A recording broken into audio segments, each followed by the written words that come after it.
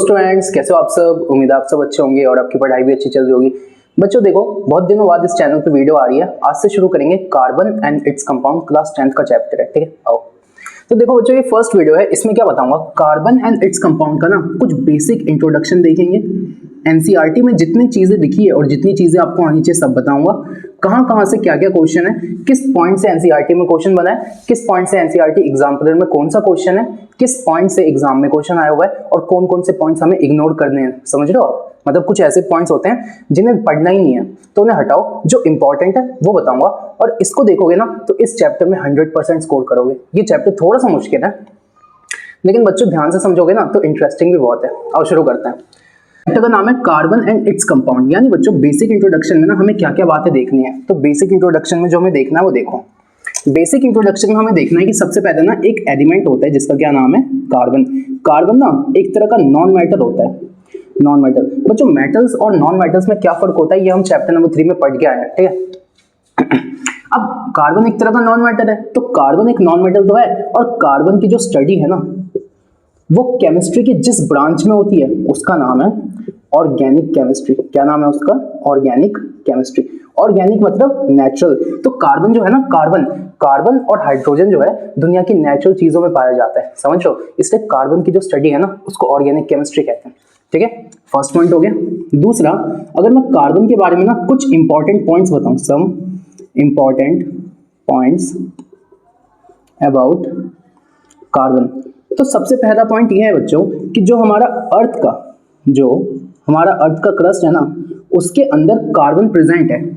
Earth crust has carbon in it in form of, कौन से form में है कार्बन? तो बच्चों वो मिनरल्स के फॉर्म में है। कौन से फॉर्म में है? मिनरल्स। और वो मिनरल्स क्या हो सकते हैं? कार्बोनेट्स हो सकते हैं, हाइड्रोजन कार्बोनेट्स हो सकते हैं, समझ रहे हो, एक्सेट्रा। ये जो भी बता रहा हूं ना ये एनसीईआरटी के पहले पेज पे दिखा है। दूसरा पॉइंट, जो बच्चों जो एक्वाटिक एनिमल्स होते हैं ना, एक्वाटिक एनिमल्स, ये एक्वाटिक एनिमल्स के जो शेल्स होते हैं, जैसे आपने कछुए वगैरह का देखा होगा, जो एक्वाटिक एनिमल के शेल्स होते हैं, ये जो स्नेल्स वगैरह के जो शेल्स होते हैं वो किस चीज से बने होते हैं? वो भी किस चीज से बने होते हैं? कार्बन से। तीसरा अगर मैं आपको बताऊं तो जो हमारे पास एटमॉस्फेयर है ना, एटमॉस्फेयर का मतलब होता है it is the mixture of all the gases around us. ठीक है, तो एटमॉस्फेयर के अंदर कार्बन है तो, लेकिन किस फॉर्म में है? In form of CO2, carbon dioxide की फॉर्म में है। किस फॉर्म में है? Carbon dioxide. और आपको पता है ये वाला जो क्वेश्चन है ना, ये वाला जो पॉइंट है, इससे आपकी एनसीईआरटी एग्जाम्पलर का क्वेश्चन नंबर 1 है। उसमें ये पूछा गया है कि हमारे एटमॉस्फेयर में कार्बन किस फॉर्म में है, तो आंसर है किस फॉर्म में है? CO2 में। समझ रहे हो? तो साथ साथ मैंने आपको क्या बोला, मैं बताते रहूंगा कि कहाँ पे क्या इंपॉर्टेंट है। समझ रहे हो? कि आना चाहिए सब बताऊंगा, वो मेरी जिम्मेदारी है। तुम्हारी इतनी जिम्मेदारी है जो बता रहा हूँ सब पढ़ो। ठीक है, बच्चों देखो यहाँ तक देखो पहले। ठीक है, इसे मिटा दो फिर। अच्छा, अब देखना इसके आगे चलते हैं। तो बच्चों देखो ये जो भी अभी तक मैंने बताया ये एनसीईआरटी के फर्स्ट पेज पे इतनी इंट्रोडक्शन है। अच्छा, इसके आगे कुछ इंट्रोडक्शन की बात है, सब पॉइंट्स में दिखते रहना। अब यहाँ पे ना एक क्वेश्चन आता है, अगर किसी सब्सटेंस के अंदर substance has carbon in it, किसी भी सब्सटेंस के अंदर अगर कार्बन है तो आप कैसे आइडेंटिफाई करोगे कि सब्सटेंस के अंदर कार्बन है? जैसे मैं कहता हूं, मान लो मुझे पता लगाना है कि इस कपड़े के अंदर कार्बन है कि नहीं, तो मैं कैसे पता लगाऊंगा? पता है मैं क्या करूंगा? इस कपड़े को मैं जला दूंगा, पूरे को नहीं, थोड़े से पार्ट को मैं जला दूंगा, और उससे मैं देखूंगा कि कार्बन और ऑक्सीजन मिलकर CO2 गैस बनाएगी। जो CO2 गैस है बच्चों वो लाइम वाटर को मिल्की कर देती है। तो मैं कहता हूं उस गैस को जब मैं लाइम वाटर यानी कैल्शियम हाइड्रोक्साइड से पास कराऊंगा ना तो CaCO3 बन जाएगा और लाइम वाटर मिल्की हो जाएगा। तो अगर लाइम वाटर मिल्की होता है इस गैस के पास होने के बाद, इसका मतलब वो गैस CO2 थी। और अगर वो गैस CO2 थी तो उस CO2 में कार्बन कहां से आया होगा? इससे। तो हो गया ना आइडेंटिफाई। तो बच्चों अगर किसी सब्सटेंस के अंदर कार्बन है तो हाउ कैन वी आइडेंटिफाई, ये भी आपके एनसीईआरटी के फर्स्ट पेज पे एक क्वेश्चन है। क्वेश्चन बनाया नहीं है, एनसीईआरटी के लाइंस में एक क्वेश्चन पूछा है, पढ़ना। तो बच्चों इसका आंसर क्या होगा कि ना किसी भी सब्सटेंस को जला दो, उसके बाद उसमें से CO2 निकलेगी जो कि लाइम वाटर को कैसा कर देगी? Milky. We burn the substance and CO2 gas will be released. अब पता है बच्चों CO2 के बारे में ना कुछ बातें बताता हूँ। इसका कोई कलर नहीं होता तो ये कलरलेस होती है, इसकी कोई स्मेल नहीं होती तो ये ओडरलेस होती है। तो ना मैं देख के बता सकता हूँ ना मैं स्मेल करके बता सकता हूँ, तो मैं क्या बोलूँगा, this CO2 gas will turn lime water milky. ये जो लाइम वाटर है ना, ये इसको क्या कर देगी, मिल्की कर देगी। तो बच्चों क्वेश्चन अगर कभी भी ये क्वेश्चन आता है कि किसी भी सब्सटेंस के अंदर कार्बन है, कैसे आइडेंटिफाई करोगे, तो बस आपको ये कहना है उस सब्सटेंस को बर्न करोगे, CO2 गैस निकलेगी, वो CO2 गैस लाइम वाटर को मिल्की कर देगी। अगर लाइम वाटर मिल्की हो रहा है इसका मतलब CO2 गैस निकली है, और अगर CO2 गैस निकली है ना तो कार्बन इसी सब्सटेंस से आया होगा, तो हो गया ना आइडेंटिफाई। समझ आया, इसे नोट करो। अच्छा, अब बच्चों बेसिक इंट्रोडक्शन एनसीईआरटी का फर्स्ट पेज यहाँ पे खत्म होता है, ठीक है। अब इसके आगे जो बातें हैं वो सुनना ध्यान से। अब बच्चों यहाँ पे ना सबसे पहला टॉपिक आता है कोवालेंट बॉन्ड का। सबसे पहले टॉपिक आता है कोवालेंट बॉन्ड का। एनसीईआरटी के हिसाब से बता रहा हूँ, देखो कोवालेंट बॉन्ड क्या होता है, तो बच्चों इसकी डेफिनेशन होगी, bond form by sharing of electron by non metals. तो बच्चों कोवालेंट बॉन्ड ना सबसे पहले किस में देखा जाएगा, नॉन मेटल्स में।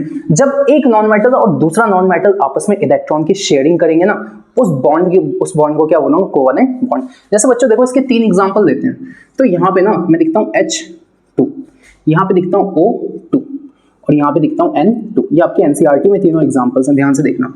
मैं कहता हूँ ये बताओ हाइड्रोजन का एटॉमिक नंबर कितना होता है, 1 होता है। ऑक्सीजन का एटॉमिक नंबर कितना होता है, 8 होता है। और नाइट्रोजन का एटॉमिक नंबर कितना होता है, 7 होता है। मानते हो बात। अब मैं कहता हूँ ये बताओ बच्चों हाइड्रोजन के, ये बताओ अगर हाइड्रोजन का 1 एटॉमिक नंबर है तो इसके पास आउटर मोस्ट इलेक्ट्रॉन भी कितने हो गए, भाई 1 ही तो हुआ। लेकिन अगर मैं यहाँ बोलूँ तो मैं कहूँगा K शेल फिर L शेल, तो पहले में 2 आ गए, अब 8 में से 2 चले गए, इस पे कितने बच गए, 6। यानी जो ऑक्सीजन का आउटर मोस्ट है ना, ऑक्सीजन के जो आउटर मोस्ट इलेक्ट्रॉन है वो कितने, 6। यहाँ बात करो तो मैं कहता हूँ K फिर L, पहले में 2, 7 में से 2 गए 5। यानी जो नाइट्रोजन है ना, इसका जो आउटर मोस्ट शेल है उसमें कितने इलेक्ट्रॉन है, तो 5 इलेक्ट्रॉन है। मानते हो इस बात को। अब मैं कहता हूँ ये बताओ बच्चों हाइड्रोजन को क्या कंप्लीट करना होता है, तो हाइड्रोजन को डुप्लेट कंप्लीट करना होता है, यानी 2 चाहिए। इसको क्या कंप्लीट करना होता है, ऑक्टेट यानी 8। और इसको भी क्या कंप्लीट करना होता है, ऑक्टेट यानी 8। अब देखो मैं कहता हूँ एक हाइड्रोजन है और इसका जो 1 इलेक्ट्रॉन है ना, उसको ऐसे मैंने डॉट में बना दिया कि एक हाइड्रोजन के पास 1 इलेक्ट्रॉन है। अब मैं कहता हूँ अगर एक हाइड्रोजन के पास 1 इलेक्ट्रॉन है तो एक दूसरा हाइड्रोजन के पास भी तो अपना 1 इलेक्ट्रॉन होगा। अरे हाँ है ना, है ना। अब मैं कहता हूँ ये बताओ हाइड्रोजन को कितने इलेक्ट्रॉन चाहिए, 2। डुप्लेट का मतलब है कितने इलेक्ट्रॉन चाहिए, 2। तो मैं कहता हूँ ये वाला हाइड्रोजन का ये इलेक्ट्रॉन तो अपना था ही। इसने क्या बोला, इस हाइड्रोजन ने कहा कि भाई तू ना मुझे ये वाला इलेक्ट्रॉन थोड़ी देर के लिए दे दे, तो इसने शेयरिंग कर दी। अब इसने कहा ठीक है भाई थोड़ी देर के लिए तू दे दे, थोड़ी देर के लिए मैं, तो इसने क्या कहा, इसने ना इसका वाला इलेक्ट्रॉन दे दिया। तो बच्चों मैंने कहा यहाँ पे 2 इलेक्ट्रॉन्स आपस में कंबाइन होते हैं तो एक बॉन्ड बनता है। तो इस स्ट्रक्चर को क्या मैं ऐसे दिखा सकता हूँ, H, और ये कौन सा बॉन्ड है, तो इसे मैं बोलूंगा सिंगल। अब ये बताओ ये जो बॉन्ड बना है कि ये इलेक्ट्रॉन की शेयरिंग से बना है, तो वो बॉन्ड जो कि इलेक्ट्रॉन की शेयरिंग से बनता है उसे क्या बोलता हूँ, कोवेलेंट। तो क्या मैं इसको ये कह सकता हूँ, it is single covalent bond कह सकता हूँ। अच्छा, और इसी को क्या बोला, H कितनी बार लिखा हुआ है, 2 बार। तो यानी H2 जो कि कोवेलेंट बॉन्ड से बनने वाला कंपाउंड है, वो कंपाउंड जो कि कोवेलेंट बॉन्ड से बनते हैं ना, वो कंपाउंड जिनके अंदर कोवेलेंट बॉन्ड होते हैं उन्हें क्या बोलते हैं, कोवेलेंट कंपाउंड। तो क्या बच्चों मैं ये कह सकता हूं कि जो H2 है, ये H2 क्या है, एक तरह का कोवेलेंट कंपाउंड। और बच्चों ये बताओ ये कोवेलेंट कंपाउंड तो है, इसके पास कितने कोवेलेंट बॉन्ड है, 1। तो एक के लिए ना मोनो लगाते हैं, क्या लगाते हैं, मोनो। तो इसको मैं बोलूंगा इट इज मोनो कोवेलेंट। क्या बोलूंगा, मोनो कोवेलेंट। समझ आ गया क्या। यहाँ आओ, अब मैं कहता हूँ एक ऑक्सीजन के पास कितने इलेक्ट्रॉन है आउटर मोस्ट में, 6। तो आउटर वाले बनाना है तो मैंने कहा 6 है ना, तो 2 यहाँ दिखा देता हूँ, 2 यहाँ दिखा देता हूँ और 2 यहाँ दिखा देता हूँ। सही है। अब मैंने कहा एक इलेक्ट्रॉन के पास 6 है तो इस दूसरे के पास भी कितने होंगे, 6 होंगे। मानते हो इस बात को। अब मैं कहता हूँ देखो 6 थे, 8 बनाने, 2 और चाहिए ना, तो इसके 6 तो है ही। इसने कहा भाई ये जो 2 है ना ये मुझे दे दे थोड़ी देर के लिए। इसने कहा ओके, लेकिन तू अपने वाले भी मुझे दे दे। तो जरा ध्यान से देखो, एक बॉन्ड ये बन गया, एक ये बन गया, यानी मैंने कहा ऑक्सीजन और ऑक्सीजन के बीच में ये जो बॉन्ड है ये कितने हैं, 2 हैं। तो इसको मैं क्या बोलूंगा, डबल कोवेलेंट बॉन्ड। क्या मैं यही कहूँगा। अच्छा, अब ये बताओ O कितनी बार लिखा हुआ है O2। अब मैंने कहा अगर ये डबल कोवेलेंट बॉन्ड है तो इसको मैं क्या बोलूंगा, डाई कोवेलेंट। डाई का मतलब दो। क्या समझ आ गया? अच्छा इसमें आओ, इसमें तो मैं कहता हूँ एक नाइट्रोजन के आउटर मोस्ट में कितने, 5। तो मैं कहता हूँ 1 2 3 4 5। इस दूसरे के पास भी कितने होंगे, 1 2 3 4 5। अब 5 से 8 बनाना कितने चाहिए, 3। तो 5 तो इस पे थे ही, इसने 3 इसके दे दिए। 5 तो इस पे थे ही, इसने 3 इसके दे दिए। तो देखो पहला, दूसरा, तीसरा, यानी एक नाइट्रोजन और दूसरे नाइट्रोजन के बीच में कितने बॉन्ड हैं, 3। तो it is triple covalent bond. क्या इतनी सी बात है समझ में आई? समझ आया? अब मैंने कहा ट्रिपल कोवेलेंट बॉन्ड है ना, तो इसे हमने बोला ट्राई कोवेलेंट। समझ आ गया? अच्छा इसे ना आप मोनोवैलेंट भी कह सकते हो, इसे डाई वैलेंट भी कह सकते हो, इसे ट्राई वैलेंट भी कह सकते हो। क्वेश्चन आ जाता है कि H2O2 N2 का ना स्ट्रक्चर बना के दिखाओ इस टाइप से। इसे कहते हैं इलेक्ट्रॉन डॉट स्ट्रक्चर, जिसमें तुम कोवेलेंट कंपाउंड बनता कैसे तुमने दिखा दिया। समझ आया? तो एक बार इसे नोट करो, आगे चलते हैं।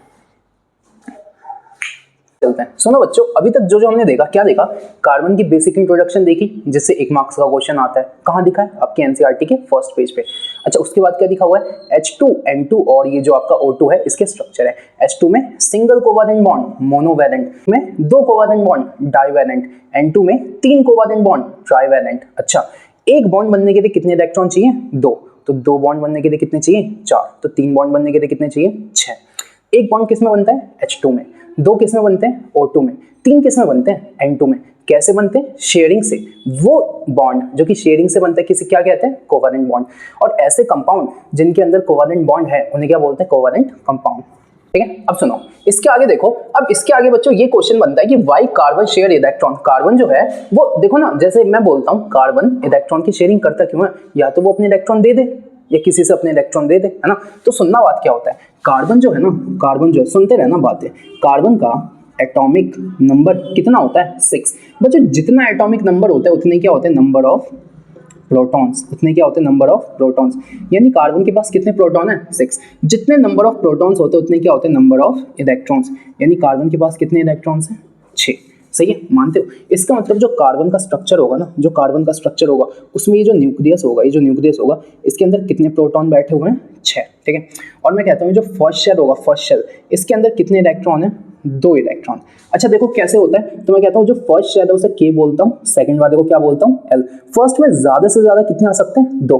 तो 6 इलेक्ट्रॉन थे ना, 6 में से 2 यहाँ पे आ गए, तो 6 में से 2 चले गए, तो यहाँ पे कितने आ गए, 4। तो जो फर्स्ट शेल है इसमें कितने इलेक्ट्रॉन है, 2। लेकिन जो सेकंड शेल है इसमें कितने इलेक्ट्रॉन है, 4।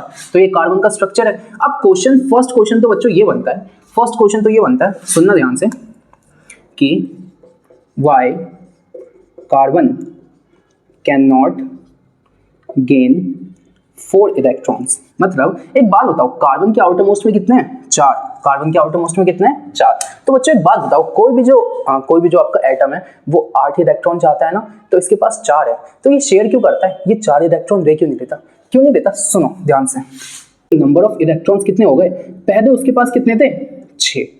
अब और कितने आ गए, 4। यानी इलेक्ट्रॉन्स कितने हो गए, 10। लेकिन एक बात बताओ, नंबर ऑफ प्रोटॉन्स चेंज हुए? तो बच्चों नंबर ऑफ प्रोटॉन्स तो उतनी है, नंबर ऑफ प्रोटॉन्स कितने, 6। अब मेरे को एक बात बताओ, सुनना ध्यान से, मैं कहता हूँ कार्बन का स्ट्रक्चर है, यहाँ पे क्या है, यहाँ पे 6 प्रोटॉन है, और समझने को समझा रहा हूँ, बस समझने को समझा रहा हूँ। यहाँ पे 2 इलेक्ट्रॉन है और 2 के बाद यहाँ पे अब कितने हो गए, अब 8 हो गए। तो मैंने कहा ये बताओ, प्रोटॉन तो 6 हैं और इलेक्ट्रॉन टोटल कितने हैं, 10। तो एक बात बताओ ना, 6 प्रोटॉन 10 इलेक्ट्रॉन को कैसे खींच पाएगा, नहीं खींच पाएगा ना। तो ये जो चीज है ये पॉसिबल इसलिए नहीं है क्योंकि बच्चों कार्बन का साइज छोटा है, पहली चीज। दूसरी चीज, कार्बन के पास 6 प्रोटॉन है और 10 इलेक्ट्रॉन हो गए। 10 इलेक्ट्रॉन को 6 प्रोटॉन कैसे खींचेगा, नहीं खींच सकता। तो ये जो स्ट्रक्चर है ना ये अनस्टेबल हो जाएगा। तो इसके आंसर में क्या लिखोगे, इसके आंसर में लिखोगे due to small size of carbon 6 protons can not attract 10 electrons. Carbon के छोटे साइज की वजह से जो 6 प्रोटॉन है ना वो 10 इलेक्ट्रॉन को नहीं खींच सकते। इस वजह से कार्बन जो है वो 4 इलेक्ट्रॉन को गेन नहीं कर सकता। तो बच्चों दूसरा क्वेश्चन ये नहीं बनना चाहिए कि why carbon can not lose 4 electron. मतलब आपका क्वेश्चन ये आ रहा होगा कि देखो भैया सिंपल सी बात है, हमें इतना तो पता ही है 9th क्लास से कि या तो फर्स्ट शेल कंप्लीट रहे या सेकंड कंप्लीट रहे या थर्ड। अगर सेकंड को कंप्लीट करना है तो कितने होने चाहिए 8। तो 4 से 8 बनाने के लिए वो 4 इलेक्ट्रॉन को गेन नहीं कर पाया, तो चलो ये वाला केस तो गलत हो गया। तो ऐसा करो ना भैया, इन 4 इलेक्ट्रॉन्स को यहाँ से हटा दो ना, तो अब ये वाली शेल तो कंप्लीट है। तो किसी भी जो एलिमेंट है उसका शेल कंप्लीट होना चाहिए, तो इसका शेल कंप्लीट है ना। तो यानी कार्बन 4 इलेक्ट्रॉन को लूज क्यों नहीं करता, तो इसलिए नहीं करता। सुनो मैं कहता हूं कार्बन के पास कितने इलेक्ट्रॉन है आउटर मोस्ट में, तो आउटर मोस्ट में 4 है। अब अगर ये 4 को लूज कर देगा, तो ये बताओ बच्चों, पहले कार्बन के पास कितने इलेक्ट्रॉन थे, तो टोटल है 6 इलेक्ट्रॉन। 6 में से 4 चले गए, तो कार्बन के पास कितने इलेक्ट्रॉन बचे 2। लेकिन ये बताओ प्रोटॉन अभी भी कितने हैं 6। अब मेरे को एक बात बताओ, 6 प्रोटॉन बहुत सारे प्रोटॉन और इलेक्ट्रॉन कितने 2। तो बच्चों इतने सारे प्रोटॉन क्या सिर्फ 2 इलेक्ट्रॉन को खींचेंगे क्या? ऐसा नहीं होगा कि मैंने कहा जो न्यूक्लियस है ना, इस न्यूक्लियस में 6 प्रोटॉन है और यहाँ पे सिर्फ और सिर्फ कितने इलेक्ट्रॉन है 2। तो ये पॉजिटिव नेगेटिव को अपनी तरफ बहुत ज्यादा नहीं खींचेगा, तो इससे जो स्ट्रक्चर है ये अनस्टेबल हो जाएगा। हाँ या ना, समझ आया? तो इसमें आप क्या दिखोगे, ये इसलिए नहीं हो सकता क्योंकि 6 protons will attract 2 electrons with very large force of attraction। समझ आया? इसकी वजह से ये जो स्ट्रक्चर है ये कैसा हो जाना है, अनस्टेबल। समझ रहे हो? ये 1 मार्कर क्वेश्चन बनते हैं। क्वेश्चन ये बनता है कि कार्बन 4 इलेक्ट्रॉन को लूज क्यों नहीं कर देता। तो अगर कार्बन 4 इलेक्ट्रॉन को लूज कर देगा तो 6 प्रोटॉन सिर्फ 2 इलेक्ट्रॉन को खींचेंगे, स्ट्रक्चर अनस्टेबल हो जाएगा। कार्बन 4 इलेक्ट्रॉन को गेन क्यों नहीं कर देता। अगर कार्बन 4 इलेक्ट्रॉन को गेन करेगा ना, तो इस केस में क्या होगा कि इलेक्ट्रॉन 10 प्रोटॉन 6, ये भी अनस्टेबल हो जाएगा। तो ना ये हो सकता है ना ये। तो मैंने कहा कोई भी जो एलिमेंट है कार्बन 3 ही चीज कर सकता था, या तो वो गेन करेगा इलेक्ट्रॉन्स की, तो ये भी नहीं हो सकता, या तो वो लॉस करेगा इलेक्ट्रॉन्स का, ये भी नहीं हो सकता। तो अब कार्बन पे बचा क्या, तो कार्बन पे बच गया शेयरिंग ऑफ इलेक्ट्रॉन। क्योंकि कार्बन शेयरिंग ऑफ इलेक्ट्रॉन करता है, तो शेयरिंग से बनने वाले जो कंपाउंड्स होते हैं उन्हें क्या बोलते हैं, कोवैलेंट कंपाउंड्स। यानी कार्बन जो कंपाउंड्स बनाता है उन्हें क्या बोलूंगा, कोवैलेंट कंपाउंड। समझ आया? नोट करो, ठीक है। अच्छा, तो बच्चों यहां से हमारा कंक्लूजन क्या है, यहाँ से हमारा कंक्लूजन ये कि हमने क्या सीखा इतनी देर से। हमने ये सीखा कि जो कार्बन है ना वो 4 इलेक्ट्रॉन का गेन भी नहीं करेगा, लॉस भी नहीं करेगा, शेयरिंग करेगा। तो यहां से हमने सीखा carbon shares 4 electron to attain the nearest noble gas configuration of neon। देखो बच्चों, कोई भी जो एलिमेंट है ना, जैसे कार्बन को ही देख लो, तो कार्बन के पास कितने एटॉमिक नंबर कितना है 6, यानी नंबर ऑफ इलेक्ट्रॉन्स भी कितने हो गए 6। अब बच्चों देखो, पहले में तो 2 आ गए, दूसरे में कितने आए 4, लेकिन मुझे 4 से कितने बनाने हैं 8। तो कार्बन ने बोला कि क्यों ना मैं इन 4 इलेक्ट्रॉन की शेयरिंग करूं। अच्छा एक बात बताओ, शेयरिंग करी, लेकिन अब इसके पास हो कितने गए, तो गिनना जरा 4 4 8 2 10। और कार्बन का अब एटॉमिक नंबर कितना हो चुका है 10, और 10 एटॉमिक नंबर होता किसका है, नियॉन का होता है। तो बच्चों आपकी एनसीईआरटी एग्जाम्पलर में क्वेश्चन है कि कार्बन जब 4 इलेक्ट्रॉन की शेयरिंग करता है तो वो किसके जैसी कॉन्फ़िगरेशन को अडॉप्ट कर लेता है। मतलब कार्बन जब 4 इलेक्ट्रॉन की शेयरिंग करता है तो वो किसके जैसा बन जाता है, नियॉन जैसा बन जाता है। किसके जैसा बन जाता है, नियॉन जैसा। तो इस चीज को याद रखना, इस चीज को कि कार्बन 4 इलेक्ट्रॉन को शेयर करता है और किसके जैसा बन जाता है, नियॉन जैसा। ये जो है ना, ये आपकी एनसीईआरटी एग्जाम्पलर का क्वेश्चन है। किसका क्वेश्चन है बच्चों, एनसीईआरटी एग्जाम्पलर का। समझ आया? बहुत अच्छा क्वेश्चन है। इसमें पूछा है कार्बन 4 इलेक्ट्रॉन को शेयर करके बनता कैसे है। तो कार्बन ना एक किसी चीज को अपना हीरो मानता है, और किसको हीरो मानता है, नियॉन को। तो कार्बन कहता है चाहे कुछ हो जाए, बनना किसकी तरह है, नियॉन की तरह। इसको याद रखना, बहुत रिपीटेड क्वेश्चन। आगे 2 क्वेश्चंस करेंगे, एक आपकी एनसीईआरटी बुक का है और एक एनसीईआरटी एग्जाम्पलर का है। देखो दोनों लिख दिया मैंने यहाँ पे। ये जो H2O का स्ट्रक्चर है ना, ये एनसीईआरटी एग्जाम्पलर बुक का क्वेश्चन नंबर 22 है। और ये जो CO2 का स्ट्रक्चर है ना, ये अपनी एनसीईआरटी बुक, जो एनसीईआरटी स्कूल वाली एनसीईआरटी है, उसका इंटेक्स्ट क्वेश्चन 1 है। इसे करते हैं। ये बताओ इसमें किसका स्ट्रक्चर पूछा गया है, H2O। ठीक है, पहले से करते हैं। अब एक बात बताओ, 2 चीजें, यहाँ पे हाइड्रोजन है और यहाँ पे क्या है, ऑक्सीजन। हाइड्रोजन का एटॉमिक नंबर कितना है 1, ऑक्सीजन का एटॉमिक नंबर कितना है 8। इसके फर्स्ट शेल यानी आउटरमोस्ट शेल में कितने इलेक्ट्रॉन है, 1। लेकिन इसके फर्स्ट शेल में 2, 8 में से 2 गए, कितने बचे 6, तो आउटर मोस्ट में कितने इसके 6। अब मैं कहता हूँ ये बताओ हाइड्रोजन को क्या कंप्लीट करना होता है, हाइड्रोजन 1 से कितना बनना चाहता है 2, और ऑक्सीजन 6 से कितना बनना चाहता है 8। अब देखो क्या होगा, कितने हाइड्रोजन है 2, तो मैं कहता हूँ एक हाइड्रोजन ये रहा। अच्छा एक हाइड्रोजन के पास कितने इलेक्ट्रॉन है, एक, दिख गया क्या। अच्छा अब मैं कहता हूँ ये दूसरा हाइड्रोजन है, इसके पास भी कितने इलेक्ट्रॉन होंगे, एक ही तो होंगे। और मैं कहता हूँ ये जो ऑक्सीजन है, इस ऑक्सीजन के पास आउटर मोस्ट में कितने इलेक्ट्रॉन है 6। अब देखो बच्चों इसको देखो ये वाला इलेक्ट्रॉन हाइड्रोजन का, ये वाला हाइड्रोजन का, तो ऑक्सीजन के जो इलेक्ट्रॉन है ना वो डॉट से मत बनाओ, वो क्रॉस से बना दो। पता है क्यों, ताकि फर्क पता चले कि ये इसका ये जो इलेक्ट्रॉन है वो इसका है, ये इसका है। आप डॉट से भी बना सकते हो, लेकिन अच्छा ये रहता है कि अलग अलग एलिमेंट्स के जो इलेक्ट्रॉन है ना उनका शेप या तो डॉट में बनाओ या तो क्रॉस में, ताकि पता तो चले कि कौन सा इलेक्ट्रॉन है किसका। सही है, तो अब मैंने कहा इसके कितने हैं 6, तो 2 और देखो 2 2 4 1 5 1 6 हो गया क्या, हो गया क्या। अब सुनना ध्यान से, ये बताओ इस पे एक हाइड्रोजन को कितने इलेक्ट्रॉन चाहिए 2, तो हाइड्रोजन के पास एक तो है ही, दूसरा किससे दे देगा, इस ऑक्सीजन से। दिखा आपको, इस हाइड्रोजन के पास एक तो है ही, दूसरा किससे दे देगा, इस ऑक्सीजन से। इस ऑक्सीजन के पास 2 2 4 और 2 6 तो अपने हैं ही, और कितने चाहिए 2, तो ये रहा 7वां, ये रहा 8वां। क्या ये दिखा आपको, ये दिखा आपको। तो स्ट्रक्चर बना कैसा, एक तो यहां बना, एक यहां बना, तो मैं कहता हूं H, ऐसा स्ट्रक्चर बना। जब आप 11th में जाओगे ना तो अब आपको पता चलेगा ये स्ट्रक्चर कुछ ऐसा है, इस यहाँ पे कुछ बॉन्ड एंगल होता है, उसे छोड़ो अभी। तो स्ट्रक्चर कैसा बना, हाइड्रोजन कितने हैं 2 और ऑक्सीजन कितने हैं 1। क्या आपको समझ आया कैसे बना, तो ये ऐसे बना है और ऐसे दिखाना है, समझ आ गया। अच्छा अब इस क्वेश्चन पे आओ, ये ना CO2 का स्ट्रक्चर है और ये अपनी एनसीईआरटी बुक का है, ये एग्जाम्पलर का था, ये बुक का है। देखो CO2 का स्ट्रक्चर, CO2 क्या चीज है 2, कार्बन और ऑक्सीजन, इसका एटॉमिक नंबर 6, इसका 8। इन्हीं स्टेप्स को फॉलो करना हमेशा। तो पहले में कितने आ गए 2, फिर कितने आ गए 4, पहले में कितने आ गए 2, अब 8 में से 2 गए, इसमें कितने आ गए 6, 4 है ना। तो कार्बन हमेशा कितने इलेक्ट्रॉन की शेयरिंग करता है 4 की, अभी करा हमने। अच्छा अब मैं कहता हूँ कार्बन को बनाओ, तो कार्बन के पास कितने इलेक्ट्रॉन है 4, कार्बन के पास कितने इलेक्ट्रॉन है 4, तो मैं कहता हूँ 1 2 3 4, दिख गया क्या।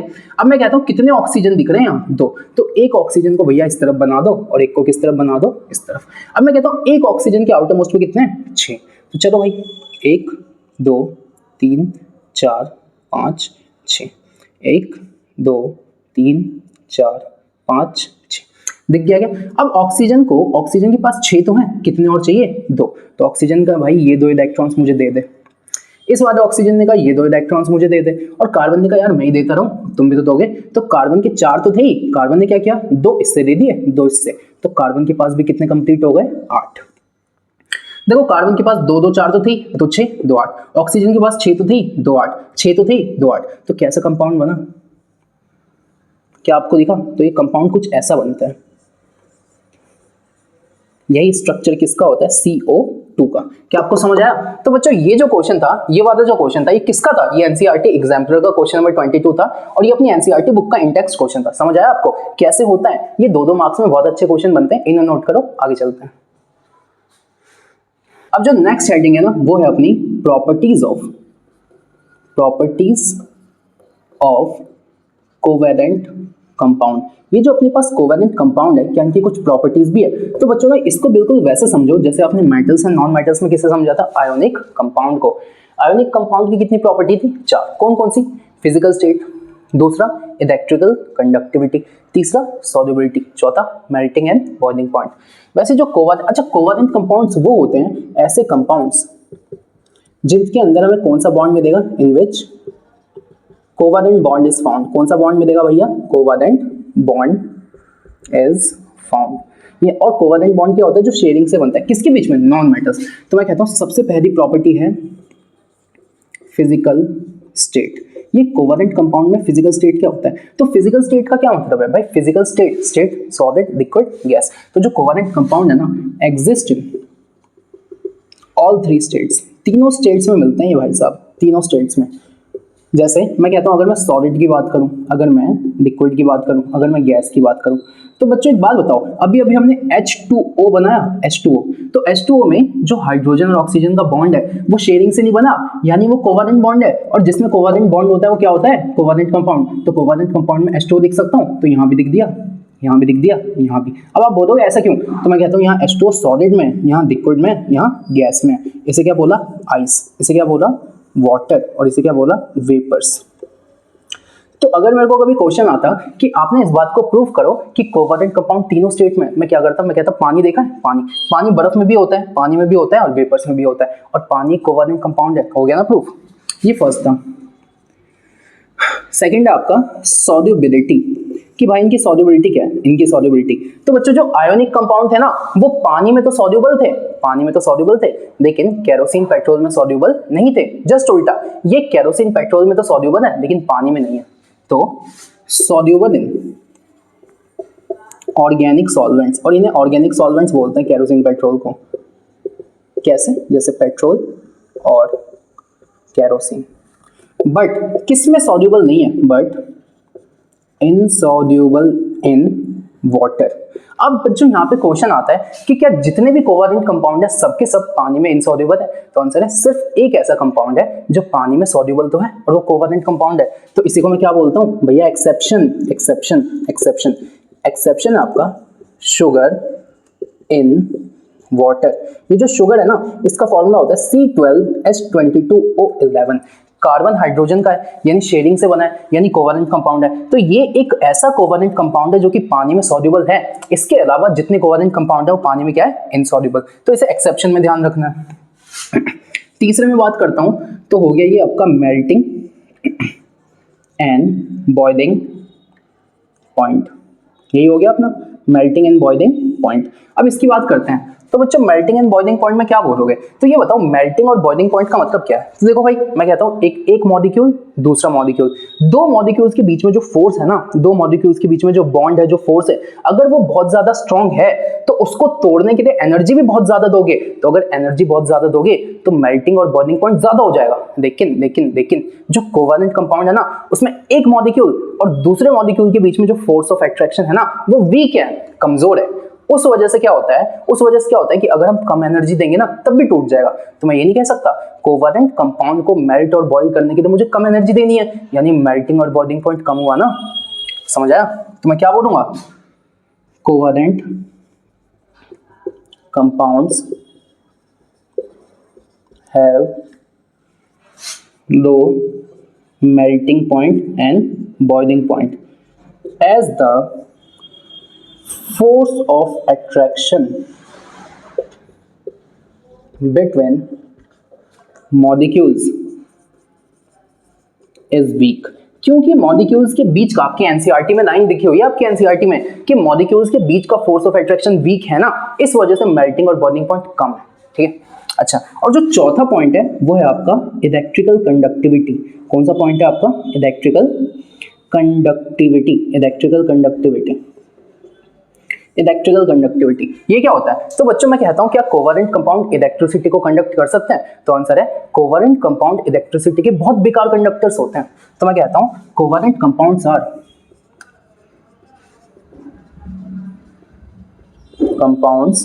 Are poor conductor of electricity. Poor मतलब गरीब, पुअर कंडक्टर ऑफ इलेक्ट्रिसिटी। अच्छा, अब यहाँ पे ना आपसे क्वेश्चन पूछता है कि ये बताओ ना कोवेलेंट कंपाउंड इलेक्ट्रिसिटी के बेकार कंडक्टर हैं, सही है, क्यों है बेकार कंडक्टर। आपकी एक बार क्वेश्चन आया था कि ना, क्वेश्चन ने कहा था कि कोवेलेंट कंपाउंड बेकार कंडक्टर है इलेक्ट्रिसिटी के। सब बच्चे रट के गए थे हाँ यही होता है। तो क्वेश्चन ने कहा कि भाई सुन, कोवेलेंट कंपाउंड बेकार कंडक्टर है इलेक्ट्रिसिटी के, इतना तो तुझे हम ही बता देते हैं, तो ये बता ऐसा क्यों। तो आंसर है कि भाई कोवेलेंट कंपाउंड्स जो है ना वो आयंस के अंदर डिसोसिएट नहीं होते।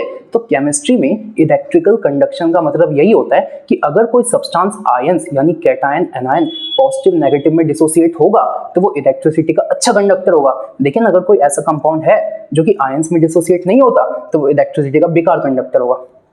समझ गए आप। तो इसका रीजन है कि covalent compounds does not dissociate into ions, does not dissociate into ions, ठीक है। और क्योंकि ये आयंस के अंदर नहीं टूटते तो ये इलेक्ट्रिसिटी के बेकार कंडक्टर है। तो कोवैलेंट कंपाउंड की प्रॉपर्टी पे ना 4 मार्क्स का क्वेश्चन आता है और ये 4 मार्क्स में ये 4 पॉइंट दिखने हैं तुम्हें, समझ आ गया। फिजिकल स्टेट तीनों में मिलता है, solid, liquid, gas. Solubility, organic solvent यानी पेट्रोल केरोसिन में सॉल्युबल तो है, किसमें इनसॉल्युबल है, पानी में। लेकिन क्या सब है, नहीं। तो एक एक्सेप्शन है, शुगर पानी में घुल जाता है भाई, चीनी तो घुल ही जाती है। अच्छा, तीसरे पे और मेल्टिंग और बॉइलिंग पॉइंट इसका क्या होता है, कम। क्यों? क्योंकि एक मॉलिक्यूल और दूसरे मॉलिक्यूल के बीच में जो फोर्स ऑफ अट्रैक्शन है वो वीक है। चौथा, क्योंकि ये आयंस के अंदर डिसोसिएट नहीं होता तो कोवैलेंट कंपाउंड जो है ना वो इलेक्ट्रिसिटी के बेकार कंडक्टर तो हैं, लेकिन पूछता है क्या सब के सब है, नहीं। तो इसका आंसर है ग्रेफाइट एक एक्सेप्शन है। इसका एक्सेप्शन क्या है इसका? तो इसका एक्सेप्शन क्या है? इसका एक्सेप्शन क्या है? तो इसका एक्सेप्शन है ग्रेफाइट। क्या एक्सेप्शन है इसका? ग्रेफाइट। कैसे है तो वो बातें आगे करेंगे, ठीक है। तो इसे नोट करो, आगे चलते हैं। अब कार्बन की ना 2 प्रॉपर्टीज बहुत इंपॉर्टेंट है, ये टॉपिक आपकी बुक में दे रखा है। वर्सेटाइल नेचर ऑफ कार्बन, यानी कार्बन की 2 प्रॉपर्टीज देखनी है, इसे हम कहते हैं कार्बन इज मल्टी टैलेंटेड। कौन सी 2 प्रॉपर्टीज है?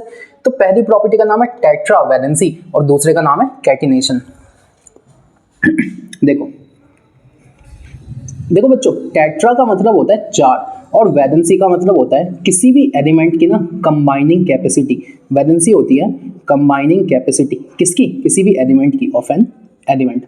मतलब ना कोई भी एलिमेंट चाहता है कि कुछ भी करके या तो आउटरमोस्ट शेल को 0 बना दो या तो 8 बना दो, तो उसके लिए ना वो कुछ कंबाइनिंग कैपेसिटी लगाता है, उसे को क्या बोलता हूँ? वैलेंसी। देखो कैसे मैं कहता हूँ जो कार्बन है उसका एटॉमिक नंबर कितना है? तो भाई याद करो 6 है। तो मैंने कहा पहले में 2 आ गए, फिर कितने आ गए? 4। यानी कार्बन के आउटर मोस्ट में कितने इलेक्ट्रॉन है? 4। अब एक बात बताओ, 4 से 8 बनाने के लिए उसको और कितने इलेक्ट्रॉन्स चाहिए? 4। तो कार्बन 4 इलेक्ट्रॉन की शेयरिंग करता है। कार्बन 4 इलेक्ट्रॉन की क्या करता है? शेयरिंग। अब मैंने कहा 4 इलेक्ट्रॉन्स की शेयरिंग करता है, तो मैंने कहा कार्बन को अपने जो आउटर मोस्ट शेल है उसको 8 बनाने के लिए कितने इलेक्ट्रॉन्स और देने पड़े? तो आंसर है 4। तो कार्बन की वैलेंसी भी कितनी हो गई? 4। तो मैं यहां से ये नहीं कह सकता, ये इन सबसे मैं ये नहीं कह सकता कि carbon atoms shares 4 electron to attain 8 electron in outermost shell and become like neon. किसकी तरह बनना चाहता है? नियॉन की तरह। क्यों? क्योंकि नियॉन के आउटर मोस्ट में भी कितने होते हैं? 8। भाई नियॉन का एटॉमिक नंबर 10 होता है, पहले में 2 फिर 8, तो कार्बन के भी आउटर मोस्ट में कितने हो गए? 8। तो कार्बन 4 इलेक्ट्रॉन को शेयर करता है, क्यों? ताकि वो आउटर मोस्ट में कितने बना सके? 8। यही है ना आंसर। कार्बन 4 इलेक्ट्रॉन को शेयर करता है क्योंकि वो उसकी वैलेंसी कितनी हो गई? 4। तो कार्बन की कंबाइनिंग कैपेसिटी कितनी है? कितने इलेक्ट्रॉन्स और चाहिए भाई को? तो भाई को और कितने इलेक्ट्रॉन्स चाहिए? 4। समझ आया? समझ आया? इसलिए कार्बन की वैलेंसी कितनी हो गई? 4। तो क्या मैं यहां से ये कह सकता हूं कि जो कार्बन की वैलेंसी हो गई है वो कितनी हो गई है? 4। और बच्चों जो कार्बन की वैलेंसी 4 है ना, इसकी वजह से कार्बन बहुतों से कंपाउंड्स बना सकता है, इसलिए तो पूरे चैप्टर में कार्बन ही कार्बन है, समझ रहे हो आप। तो ये पहली प्रॉपर्टी थी। तो मैंने कहा वैलेंसी है 4 और 4 को केमिस्ट्री में क्या बोला जाता है? टेट्रा। तो टेट्रा वैलेंसी का मतलब है कि जो कार्बन है ना वो 4 इलेक्ट्रॉन की शेयरिंग करता है ताकि उसके आउटर मोस्ट में थोड़ी देर के लिए कितने हो जाए? 8, और वो किसकी तरह बन जाए? नियॉन की तरह बन जाए, इसलिए कार्बन की वैलेंसी कितनी हो गई? 4। इसी प्रॉपर्टी को मैं क्या बोलता हूँ? Tetra valency. तो इसमें से सिर्फ आपको ये 2 पॉइंट्स लिखना है, समझ आ गया आपको? सिर्फ ये 2। अब इस पे आओ, इस पे अब मैं कैटिनेशन की बात करता हूं। कैटिनेशन, तो बच्चों कैटिनेशन का मतलब होता है self linking property of carbon to form long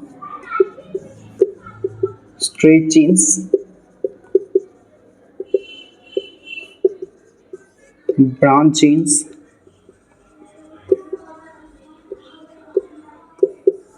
rings या फिर close chains।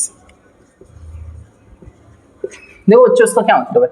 एक कार्बन दूसरे कार्बन के साथ कंबाइन करता है, क्यों? देखो कैसे हो रहा है। तो मैंने कहा ये एक कार्बन है, इसके पास कितने इलेक्ट्रॉन्स हैं? 4 इलेक्ट्रॉन है। ये दूसरा कार्बन है, इसके पास भी कितने इलेक्ट्रॉन है? 4। तो ये कार्बन कहता है आजा भाई हम ना ऐसे बॉन्ड बना देते हैं, समझ आया आपको? आया।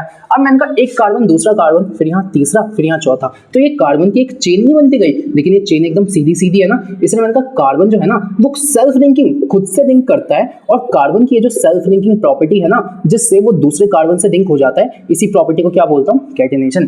तो बस आपको यही दिखना था कि it is the self linking property of carbon due to which it forms long straight chain, branch chain, cross chain. Straight chain मतलब सीधा, ब्रांच का मतलब है, ब्रांच का क्या मतलब है, पेड़ की ब्रांचेस होती है, वैसे ही मैं कहता हूं कुछ कार्बन तो सीधे अटैच है, लेकिन सपोज एक कार्बन ऐसे अटैच हो गया, तो मैंने कहा ये कार्बन की स्ट्रेट चेन तो है, लेकिन क्या इस पर ब्रांच हो गई, तो इसे क्या बोला, ब्रांच चेन। अब मैं बोलता हूँ रिंग क्या होता है, तो बच्चों रिंग का क्या मतलब होता है, जहां से शुरू वहीं खत्म। तो मैं कहता हूँ सपोज अगर मैंने ऐसा कार्बन देखा होता,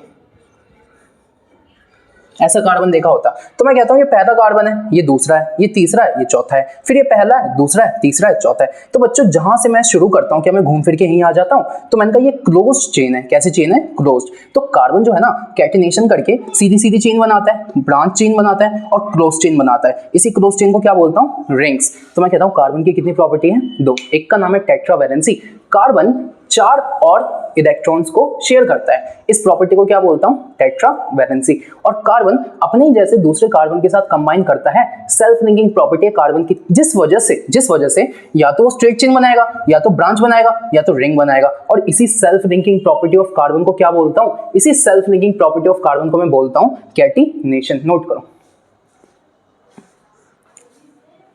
अब यहां पे एक बहुत अच्छा क्वेश्चन बनता है, देखना। क्वेश्चन ये है कि why carbon shows catenation, marker ही खत्म हो गया। Why carbon shows catenation to a maximum extent. मतलब बच्चों मैं ये कह रहा हूं कि यार एक बात बताओ ना, कार्बन में ऐसा क्या खास है कि वो लंबी लंबी चेन्स बना रहा है, वो दूसरे कार्बन तीसरे कार्बन से कंबाइन करके ऐसे पा रहा है, बाकी एलिमेंट्स क्यों नहीं करते। एक कंपैरिजन है, एक कंपैरिजन है किसका, तो एक कंपैरिजन है बच्चों, यहाँ पे लिखा हुआ है सिलिकॉन, सिलिकॉन का एटॉमिक नंबर 14, और यहाँ पे लिखा हुआ है कार्बन, इसका एटॉमिक नंबर 6। पहले में 2, फिर 8, फिर 4, यानी इसके पास आउटर मोस्ट में कितने इलेक्ट्रॉन्स हैं, 4। पहले में 2, फिर 4, यानी इसके पास भी आउटर मोस्ट में कितने इलेक्ट्रॉन हैं, 4। अब मैं कहता हूं इसके पास आउटर मोस्ट में 4 है, तो या तो इसका क्या मतलब है, या तो ये 4 इलेक्ट्रॉन को लूज कर देगा, या तो 4 इलेक्ट्रॉन को गेन कर देगा। तो इसकी वैलेंसी कितनी हो गई, 4। अब बच्चों अगर सिलिकॉन की वैलेंसी 4 है, तो सिलिकॉन के भी अंदर एक प्रॉपर्टी है जिसका क्या नाम है, टेट्रा वैलेंसी, क्योंकि इसकी भी 4 वैलेंसी है। और हमें पता है कार्बन की भी क्या होती है, टेट्रा वैलेंसी, यही होती है। यानी कार्बन की भी वैलेंसी कितनी होती है, कार्बन की भी वैलेंसी कितनी होती है, वैलेंसी ऑफ कार्बन कितनी होती है, 4। और यहाँ पे वैलेंसी ऑफ सिलिकॉन भी कितनी है, 4। अब मैंने कहा यार एक बात बताओ, कार्बन भी टेट्रावैलेंट है, सिलिकॉन भी टेट्रावैलेंट है, अच्छा तो ये बताओ ना, फिर कार्बन इतने सारे कंपाउंड बना पा रहा है, सिलिकॉन क्यों नहीं बना पा रहा। रीजन है बच्चों कि कार्बन का ना साइज छोटा है, तो ये लिखता हूं due to small size of carbon. Carbon का साइज छोटा है ना, तो मुझे एक बात बताओ, छोटा सा कार्बन है, उसमें न्यूक्लियस यहाँ है, इलेक्ट्रॉन्स यहाँ है, तो न्यूक्लियस और इलेक्ट्रॉन्स के बीच में ना डिस्टेंस ज्यादा नहीं है, तो इस वजह से क्या होता है, न्यूक्लियस इलेक्ट्रॉन्स को अच्छे से खींच पाता है। अब क्या होगा, कार्बन दूसरे कार्बन के साथ बॉन्ड बनाएगा, ये एक और कार्बन के साथ बॉन्ड बनाएगा, तो जब इस कार्बन का जो न्यूक्लियस है ना, वो इन इलेक्ट्रॉन्स को अपनी तरफ अच्छे से खींच पाएगा, इस कार्बन का जो न्यूक्लियस है ना, वो इलेक्ट्रॉन्स को अपनी तरफ खींच पाएगा, अपनी तरफ खींच पाएगा। तो मैं ये कहता हूं कार्बन का जो साइज छोटा है ना, उसकी वजह से जो जितने भी इलेक्ट्रॉन शेयरिंग करने से कार्बन के पास आ रहे हैं ना, वो न्यूक्लियस उन इलेक्ट्रॉन्स को अच्छे से अपनी तरफ खींच पाता है। इस वजह से, सिर्फ इस वजह से जो कार्बन है ना, वो कैटिनेशन दिखाता है, मैक्सिमम एक्सटेंट तक दिखाता है, मतलब कार्बन से ज्यादा कोई और एलिमेंट नहीं है जो कैटिनेशन को अच्छे से दिखा सके। सिलिकॉन भी दूसरे सिलिकॉन के साथ कंपाउंड बनाता तो है, लेकिन वो वीक बॉन्ड होते हैं। तो मैं यहां पे दिखना चाहता हूं कि silicon makes weak bond with other elements। लेकिन जो कार्बन है ना आपका, जो कार्बन है, कार्बन शोज, सुनना ध्यान से, carbon shows catenation to maximum extent, मतलब कार्बन कैटिनेशन दिखाता तो है, सबसे ज्यादा दिखाता है। क्यों? क्योंकि कार्बन का साइज छोटा है ना, तो कार्बन के पास जितने भी इलेक्ट्रॉन्स आते हैं वो प्रोटॉन उनको अच्छे से अपनी तरफ खींच पाता है। तो बस एक maximum extent due to small size of carbon, ठीक है। अब क्योंकि कार्बन का साइज छोटा है, सो न्यूक्लियस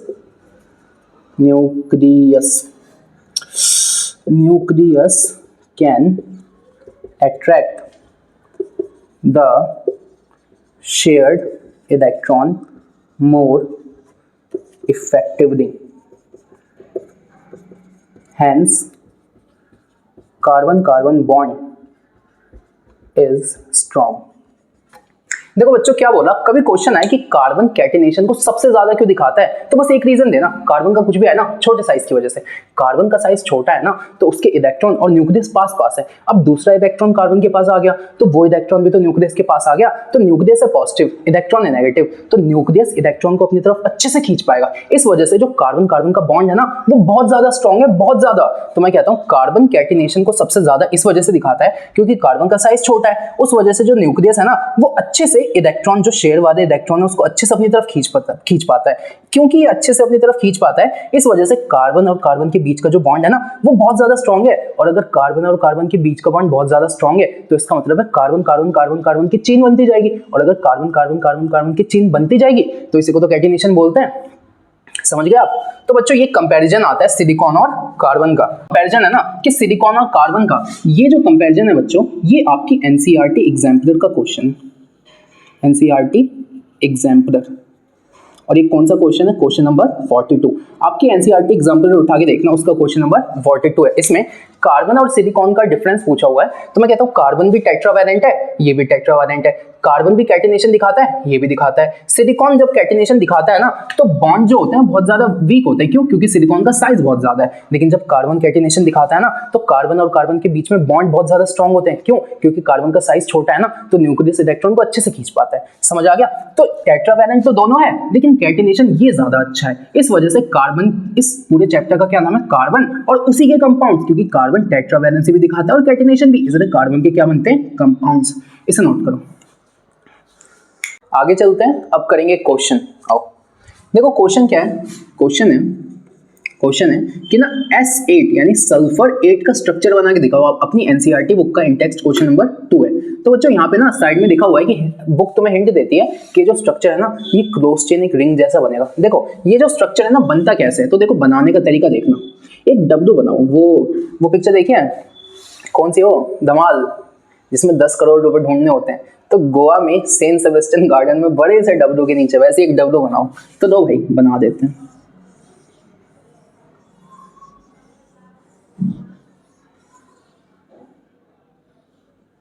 देखो ड्राइंग पे मत जाना, भावनाओं पे जाओ। बन गया?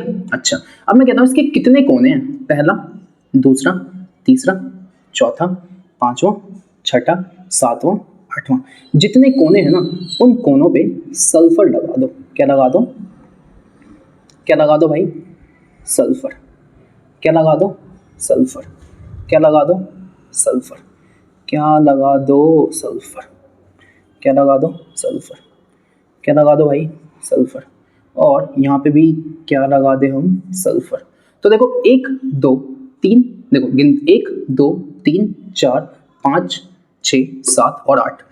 मैं देखो 1 2 3 4 5 6 7 और 8, यानी ये जो स्ट्रक्चर है इसमें सल्फर तो है, लेकिन सल्फर कितने हैं? 8। ये जो स्ट्रक्चर है ना, इस स्ट्रक्चर के बारे में क्वेश्चन आता है। इस स्ट्रक्चर का शेप कैसा है? तो बच्चों इस शेप को कहते हैं किंग्स क्राउन स्ट्रक्चर। क्या बोलते हैं इसे? Kings crown structure.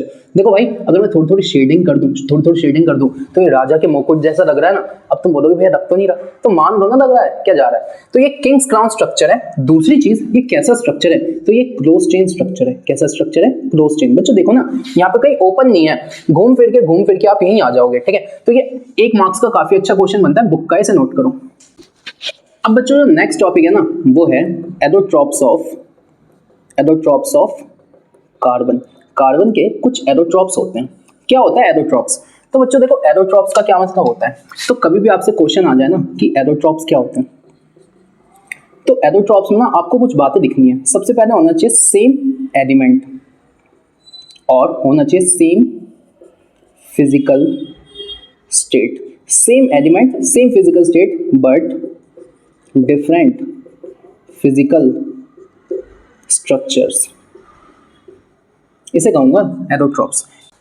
कार्बन है ना, इसके 3 एडोट्रॉप्स हैं। एक का नाम है डायमंड, एक का नाम है ग्रेफाइट और एक का नाम है बकमिनिस्टर फ्लोरेन। ठीक है, तो मैं कहता हूं हो क्या है, तो मैं कहता हूं देखो बच्चों, ये इससे क्या समझाता हूं, मैं तुम्हें एग्जांपल देता हूं। पहला स्ट्रक्चर है ग्रेफाइट, दूसरा स्ट्रक्चर है डायमंड और जो तीसरा स्ट्रक्चर है ना, जो तीसरा स्ट्रक्चर है इसका नाम है बकमिनिस्टर फ्लोरेन। ठीक है, हो क्या रहा है देखो, मैं कह रहा हूं सेम एलिमेंट, यानी ये भी किस चीज से बना होगा, कार्बन से, ये भी किस चीज से बना होगा, कार्बन से, और ये भी किस चीज से बना होगा, कार्बन से। Same element same physical state, तो ये भी कैसा है, सॉलिड, ये भी कैसा है, सॉलिड। फिजिकल स्टेट का क्या मतलब है, सॉलिड, लिक्विड या गैस, और ये भी कैसा है, सॉलिड। सेम एलिमेंट होना चाहिए, सेम फिजिकल स्टेट होना चाहिए, लेकिन क्या डिफरेंट होना चाहिए, फिजिकल स्ट्रक्चर, यानी इसका फिजिकल स्ट्रक्चर, इसका फिजिकल स्ट्रक्चर और इसका फिजिकल स्ट्रक्चर तीनों कैसा होना चाहिए, डिफरेंट। तो देखो बच्चों, इसका फिजिकल स्ट्रक्चर बनता कैसे, ग्रेफाइट में क्या होता है ना, जो एक कार्बन है वो 3 और कार्बन से कंबाइन होता है। 1 carbon atom is combined with other 3 carbon atom. अब मैं कहता हूं देखो, एक कार्बन है तो एक कार्बन के पास कितने बॉन्ड्स होते हैं, 4। देखो 4 तो इसके खुद के 4 बॉन्ड बनाता है ना, बताया था। अब मैंने कहा एक कार्बन कितने से कंबाइन है, 3 से, तो मैंने कहा इसका ये वाला इलेक्ट्रॉन तो खाली रह गया। तो मैं कहता हूं इस ग्रेफाइट के अंदर ना, ग्रेफाइट के अंदर क्या होता है, फ्री इलेक्ट्रॉन होता है। क्या होता है, फ्री इलेक्ट्रॉन। और क्योंकि ये फ्री इलेक्ट्रॉन होता है तो graphite is a good conductor of electricity. क्या समझ आ गया। तो बच्चों, जब मैंने पीछे बताया था कि graphite is a good conductor of electricity, उसका रीजन है एक कार्बन 3 से कंबाइन है तो एक इलेक्ट्रॉन तो बच गया ना। यही इलेक्ट्रॉन स्ट्रक्चर में घूमता रहता है, और जब चार्ज स्ट्रक्चर में घूमता है ना तो चार्ज की मूवमेंट को तो इलेक्ट्रिसिटी कहता हूं। समझ आ गया। अच्छा, ग्रेफाइट का शेप कैसा होता है, ग्रेफाइट का शेप कैसा होता है, तो बच्चों इसका जो शेप है ना, उसके शेप का नाम है हेक्सागोनल एरे। शेप का क्या नाम है, हेक्सागोनल एरे। अभी बना के दिखाऊंगा, इस पे आ जाओ। डायमंड में क्या होता है, ग्रेफाइट में एक कार्बन कितने और कार्बन से कंबाइन है, 3। यहाँ एक कार्बन 4 कार्बन से कंबाइन होगा। तो मैंने कहा 1 कार्बन एटम इज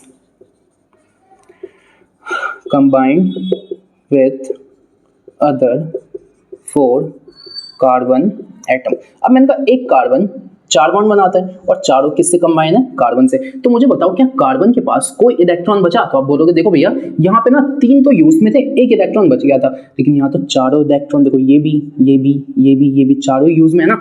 तो मैंने कहा यहाँ पे कोई फ्री इलेक्ट्रॉन है नहीं, तो मैं यहाँ पे कहता हूँ फ्री इलेक्ट्रॉन यहाँ पे क्या है, एब्सेंट।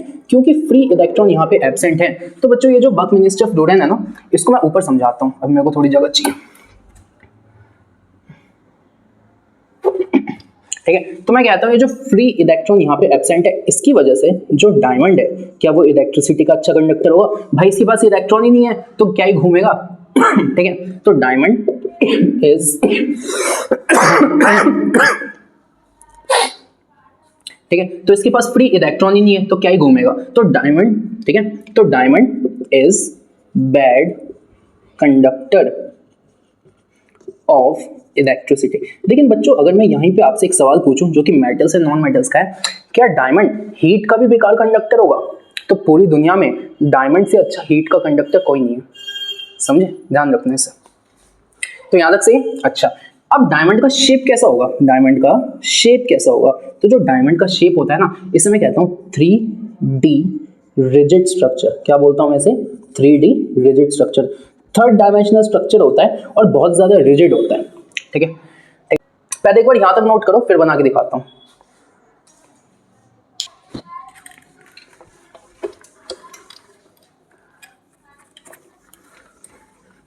तो बच्चों देख लो, देखते हैं डायमंड का स्ट्रक्चर देखेंगे, डायमंड का स्ट्रक्चर, और यहां पे मैं तुम्हें बताऊंगा ग्रेफाइट। अभी बकमिनिस्टर फ्लोरेन बताऊंगा, टेंशन मत लो। और यहाँ पे किसका स्ट्रक्चर बताता हूँ, ग्रेफाइट का स्ट्रक्चर। देखो बच्चों, एक कार्बन है, ये कितने और कार्बन से कंबाइन होगा? 3, 4। डायमंड में तो 4 से होगा ना, तो 4। अब मैंने कहा ये एक कार्बन है, तो ये ना देखो, ये वाला जो कार्बन है ये पहले से एक कार्बन से तो कंबाइन है, तो ये और कितने से कंबाइन होगा? 3 से। ये और कितने से कंबाइन होगा? 3 से। ये और कितने से कंबाइन होगा? 3 से। ये और कितने से कंबाइन होगा? 3 से। ये और कितने से कंबाइन होगा? देखो ये इससे तो कंबाइन है, और कितने बचे? 3। क्या समझ आया? तो मैंने कहा ये जो स्ट्रक्चर है ना, इसे मैं कहता हूं 3D रिजिड स्ट्रक्चर। समझ आ गया? कौन सा स्ट्रक्चर? 3D rigid structure. किसका बनता है? डायमंड का। ग्रेफाइट का स्ट्रक्चर कैसा बनता है? तो मैंने क्या दिखवाया है? Hexagonal array. अच्छा, हेक्सागन बनाना आता है? बनाओ भाई। तो एक हेक्सागन बनाते हैं। हेक्सागन बना दिया। अच्छा, अब जितने भी इसके कोने हैं ना, उन पे ऐसे ऐसे डॉट बना दो। ये किसे दिखा रहे हैं? कार्बन को। ये डॉट्स किसे दिखा रहे हैं? कार्बन को। अच्छा, अब यहां से दूसरा हेक्सागन बनाओ।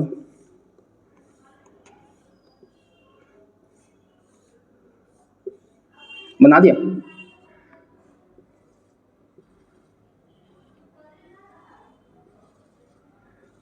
ठीक है। अच्छा, अब जस्ट नीचे एक और हेक्सागन बनाओ।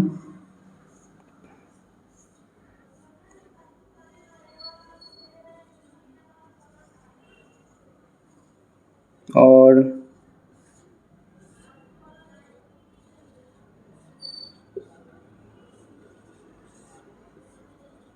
बना दिया। अब देखो ये ना, इससे ऐसे कुछ होता है। ठीक है, ये जो स्ट्रक्चर है ना, इस स्ट्रक्चर को क्या बोला जाता है? Hexagonal array. समझ आया? तो बच्चों ये जो स्ट्रक्चर कभी एग्जाम में ना बहुत कम आता है, लेकिन आ गया तो अब तुम बना दोगे ना। क्यों? क्योंकि तुम्हें बना के दिखाया गया है। ठीक है, डायमंड का स्ट्रक्चर तो आता ही नहीं है, लेकिन अगर आ गया तो तुम्हें वो भी तो आता है। देखो भाई, ऐसे बनता है। एक कार्बन को 4 से कंबाइन करा दो। इसको देखो, 1 2 3 4। इसको देखो, 1 2 3 4। इसको देखो, 1 2 3 4। यहाँ पे एक कार्बन कितने से कंबाइन होगा? 3 से। समझ आ गया? तो ग्रेफाइट का स्ट्रक्चर होता है हेक्सागोनल एरे, और डायमंड का क्या होता है? 3D rigid structure. ये जो स्ट्रक्चर होता है ना, ये होता है वेरी स्ट्रॉन्ग स्ट्रक्चर।